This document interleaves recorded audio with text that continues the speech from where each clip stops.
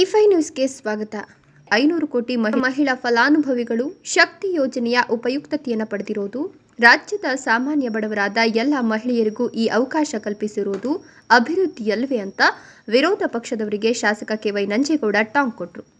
ಮಾಲೂರು ಪಟ್ಟಣದ ಬಸ್ ನಿಲ್ದಾಣದಲ್ಲಿ ಆಯೋಜಿಸಿದ್ದ ಶಕ್ತಿ ಕಾರ್ಯಕ್ರಮದಲ್ಲಿ ಶಾಸಕ ಕೆ.ವೈ. ನಂಜೇಗೌಡ ಮಹಿಳೆಯರಿಗೆ ಸಿಹಿ ತಿನಿಸುವ ಮುಖಾಂತರ ಉದ್ಘಾಟನೆ ಮಾಡಿ ಮಾತನಾಡಿದರು. ಜಮಾ ಆಗಿರೋದು 53 ಕೋಟಿ 2 ಲಕ್ಷ 53 ಕೋಟಿ 2 ಲಕ್ಷ ರೂಪಾಯಿ ಇವತ್ತು ಆ ಇಲಾಖೆಗೆ ಜಮಾ ಆಗಿದೆ. ಒಂದು ತಿಂಗಳಿಗೆ 2 ಕೋಟಿ ಚಿಲ್ಲರೆ ಆ ಇಲಾಖೆಗೆ ಒಂದು ಮಾಲೂರು ತಾಲೂಕದ್ದು ಜಮಾ ಆಗ್ತದೆ. ಇದು ವಿರೋಧ ಪಕ್ಷದವರಿಗೆ ಪಾಪ ಇನ್ನೂ ಗೊತ್ತಿಲ್ಲ. ಯುವನಿಧಿ ಕೂಡ ಅಷ್ಟೇ ಮಾಲೂರು ತಾಲೂಕು ಬಂದಾಗ ಈಗಾಗಲೇ ರಿಜಿಸ್ಟ್ರೇಷನ್ ಮಾಡಿರೋರು 582 ಜನ ಯುವಕರು ರಿಜಿಸ್ಟ್ರೇಷನ್ ಮಾಡಿದ್ದಾರೆ. ಇಲ್ಲಿವರೆಗೂ 17 ಲಕ್ಷ 46 ಸಾವಿರ ರೂಪಾಯಿ ಜಮಾ ಆಗಿದೆ.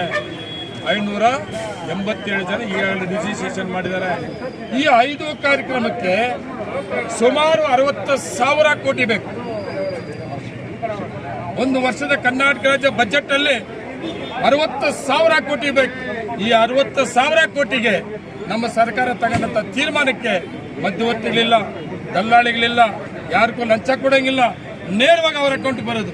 ಇವತ್ತು ಗೃಹ ಜ್ಯೋತಿ ಅವ್ರ ಮನೆಗೆ ಜೀರೋ ಬರ್ತದೆ ಬಿಲ್ಲು, ಆದ್ರೆ ಆ ಇಲಾಖೆಗೆ ಜಮಾ ಆಗ್ತದೆ.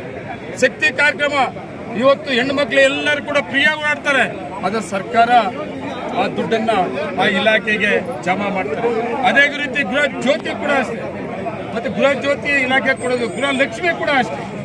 ವಿಶೇಷವಾಗಿ ಹೆಣ್ಣು ಮಕ್ಕಳ ಅಕೌಂಟಿಗೆ 2 ರೂಪಾಯಿ ಜಮಾ ಆಗೋದು ಕೂಡ 2,000 ರೂಪಾಯಿ 2,000 ರೂಪಾಯಿ ಪ್ರತಿ ತಿಂಗಳ ನೇರವಾಗಿ ಅವರ ಅಕೌಂಟ್ ಏನು ಕೊಟ್ಟಿದ್ದಾರೆ ಗೃಹ ಲಕ್ಷ್ಮಿ ನೇರವಾಗಿ ಅವರ ಅಕೌಂಟ್ಗೆ ಜಮಾ ಆಗೋದು ಕೂಡ ಅಷ್ಟೇ.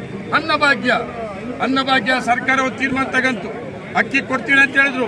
ಕೇಂದ್ರ ಸರ್ಕಾರ ಸಹಕಾರ ಕೊಡಲಿಲ್ಲ. ಬಿಜೆಪಿ ಕೇಂದ್ರ ಸರ್ಕಾರ 5 ಕೆಜಿ ಅಕ್ಕಿ ಕೊಡೋದಕ್ಕೆ.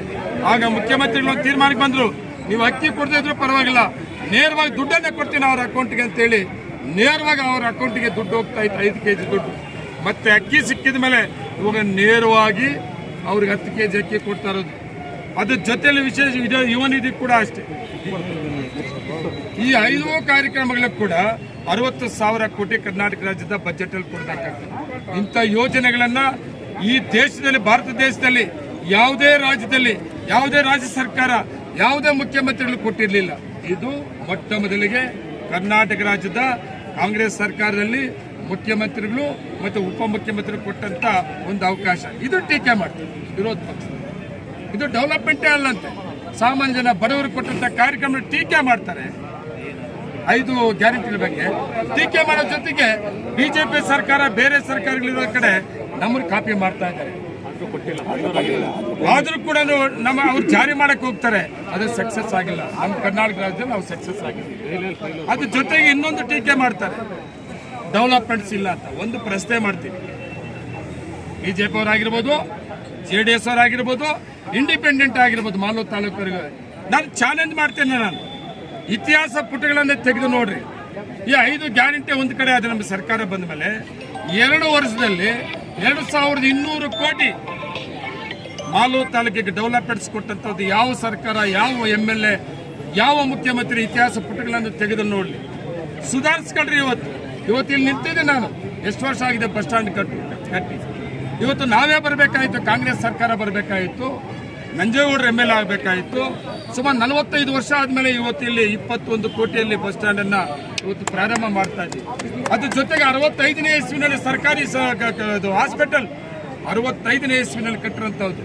ಅದು ರೂಮ್ ಒಂದೊಂದೇ ಕಟ್ಕೊಂಡು ಮೂಲಭೂತ ಸೌಕರ್ಯಗಳು ಏನ್ ಬೇಕೋ ಇರಲಿಲ್ಲ. ಇವತ್ತು ಹೋದ ಬಜೆಟ್ ಅಲ್ಲಿ 45 ಕೋಟಿ ರೂಪಾಯಿ ಮಾಲೂರು ಹಾಸ್ಪಿಟಲ್ಗೆ ಈಗಾಗಲೇ ಅನೌನ್ಸ್ ಆಗಿ ಜಾಗವನ್ನು ಗುರುತಿಸ್ತಾ ಇರೋದು ಕೂಡ ಇವ್ರಿಗೆ ಗೊತ್ತಿಲ್ಲ. ಕೆರೆ, ಮಾಲೂರು ಕೆರೆ ಟೀಕೆ ಮಾಡಕ್ ಹೋಗ್ತಾರೆ.